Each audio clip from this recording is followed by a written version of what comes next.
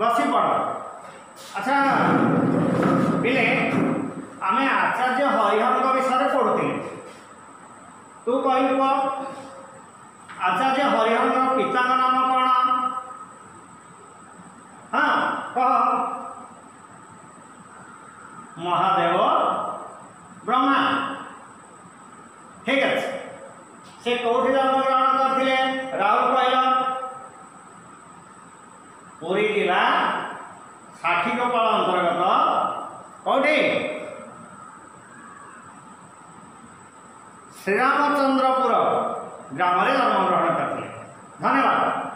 ताले आज आम पुणी पढ़ा कौन 1912 हरिहर चलिए सत्यवादी वन बकुल वन विद्यालय उत्कलमणि नीलकंठ गोदावरीश नंदकिशोर कृपासिंधु गहण सेठारे से आदर्श विद्यालय चलाइबारे भागी होते।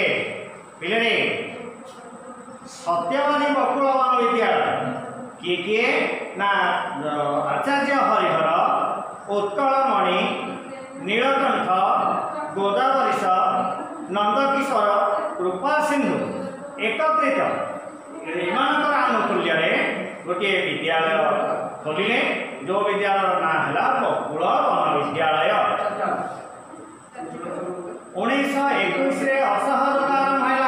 पे तुमको आम पूर्व आलोचना करते 1947 मसीहा पूर्व आम के आम देश स्वाधीन है कि 1947 मसीहा अगस्त 15 तारीख ता पूर्व आम देश को इंग्रेज माने शासन करते आम उपर से अतथापि अत्याचार करते।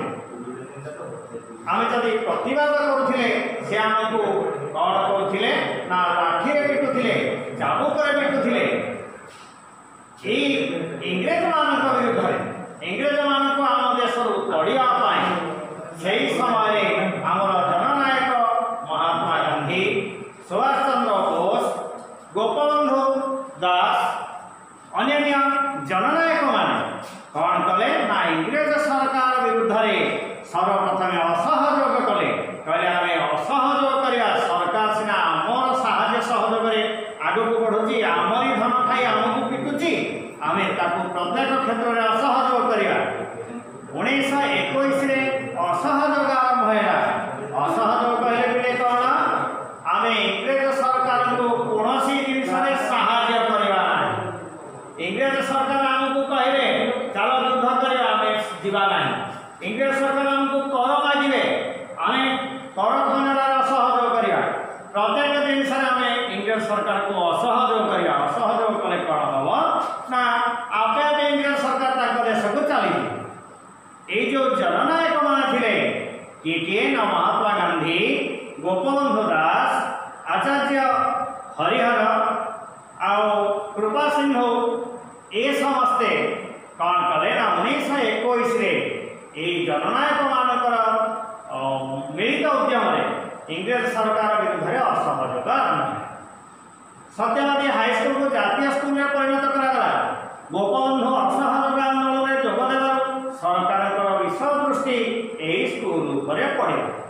पिले जो सत्यवादी वन विद्यालय करते गोपबंधु आनुकूल्य रही जितेबाला गोपबंधु असहयोग आंदोलन में सहयोग कले से इंग्रेज सरकार विषय दृष्टि पड़े कौन इंग्रेज सरकार कहले अरे ये तो स्कूल करके आम विरुद्ध चारिड़े मतब आम विरुद्ध सब स्वर उत्तोलन कर ना ना ये स्कूलटा को भांगी दवा।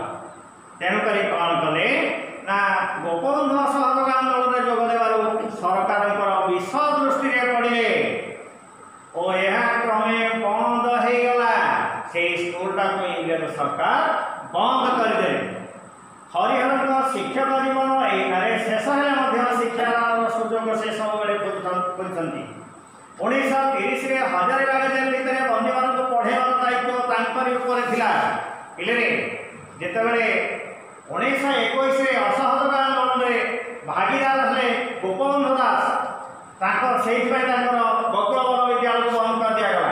किंतु आचार्य हरिहर शिक्षकता को एते भल पाउथिले से चाकरी सीना से स्कूलटा बंद हो गला हेले शिक्षकता केवे बंद है से कौन कले ना 1930 मसीहा जो आम आईन अमान्य आंदोलन है आईन 1930 मसीह हजारीबाग जेल भीतर बंदी मान पढ़ेबार दायित्व तांकरी ऊपर रहा आईन अमान्य कले कौन कले आईन अमान्य करने फल हजारीबाग जेल भीतर केतेक लोक को बंदी कर रखागला एवं से बंदी मान जो मैंने कारागार भीतर बंदी हो रहे से पढ़ेवा दायित्व नहीं किए ना आचार्य हरे पिले एति बुझेगा तो अच्छा कहल असहयोग आंदोलन केवे होता